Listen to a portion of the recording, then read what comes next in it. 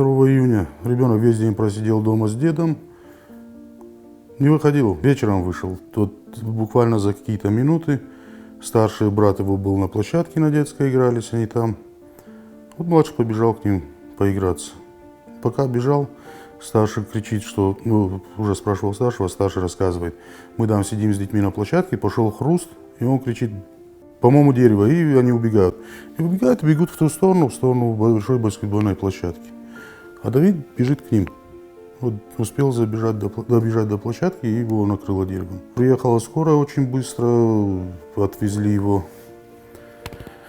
в детскую РКБ, положили в реанимацию. В реанимации его, здесь он вроде бы, насколько скоро описывает и все описывает, без дыхания и без сердцебиения, был доставлен в реанимацию.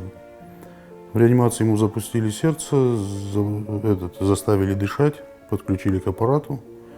И мне тоже набирают, я уже по дороге был, что так, сердце запустили, дышать начал. До этого момента этого не знал, что он не дышит. Первое чудо – это то, что он выжил. Второе чудо – после реанимационной, когда нас перевели с реанимации через 20 дней в палату, он начал проявлять движение. То есть потихоньку руками двигал, начал пока правой рукой, правой ногой, левая у него не работала сторона. Мы пролежали в больнице 2,5 месяца. После этого уехали в город-герой Москва. Там у нас клиника Рошаля, не детской хирургии, которые нас приняли. Начали смотреть вот это все оборудование, все, что как с ним работать, как раз мы узнали там. На сегодняшний день у него проблема со зрением, то есть зрение не восстанавливалось, не восстанавливалось пока. До недавних пор он не видел вообще. Сейчас мы не уверены, но у нас такая надежда появилась, что он уже потихоньку начинает проявлять к солнцу. Буквально дней 5 я могу даже посмотреть точно. Мы заметили, что он начал уже моргать на солнце и пытаться увести свой взгляд оттуда. Переходим в тень, он открывает глаза. То есть у нас восстанавливается потихоньку зрение. Мы в Москве приобрели аппарат для этого. В форме 3D его одеваешь, подключаешь, там есть программа. Каждая программа для определенного вида восстановления зрения. У него, знаете, у него диагноз сейчас звучит так. Малое сознание минус. То есть он слышит, он фрагментами понимает, но вам не сможет ответить, потому что он слышит только. Обратной связи с ним нет.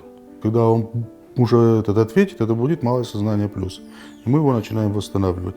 Мы ему гимнастику проводим здесь, мы его постоянно растягиваем. Он у нас полдня на вертикализаторе, в колясках, на том вертикализаторе. Мы его сейчас учим по новой держать шею. В бессознательном состоянии ребенок.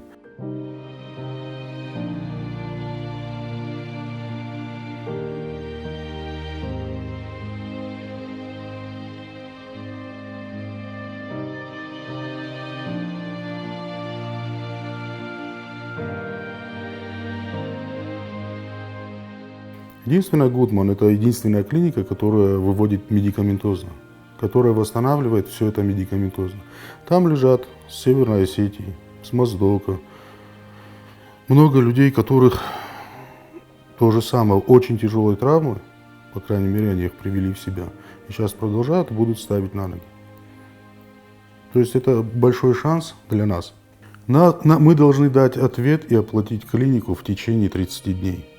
То есть документы у нас вот от 16-го они сделали, вот 16 числа. То есть получается, что 16 ноября мы им должны дать ответ и оплатить клинику. Они нам прописали 4 месяца лечения в самой клинике. Получается так, что они гарантированно уже хотят взяться за него. И вот выставили нам счет на 4 месяца, это 78 287 евро.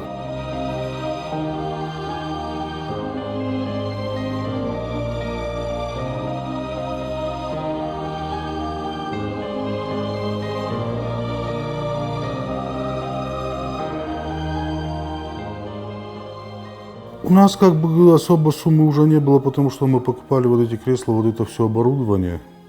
Как-то мы потихоньку ушли. У нас питание, которое мы покупаем, у нас в городе стоит 1500 минимум, это банка. Нам на день 2 банки надо. Мы их нашли где-то, заказываем с Москвы по 1000 рублей, чуть меньше 1000 рублей эту банку. Мы оба без работы сейчас остались, что я, что супруга, просто пока вариантов нету выходить, потому что она одна не справится, а я один половину не сделал того, что делает она. Поэтому пока у нас заработка нет никакого. Помогают родственники, помогают люди. Вот так вот пару сборов, вот на них что-то мы смогли сделать. Были какие-то свои сбережения, которые вроде должны быть.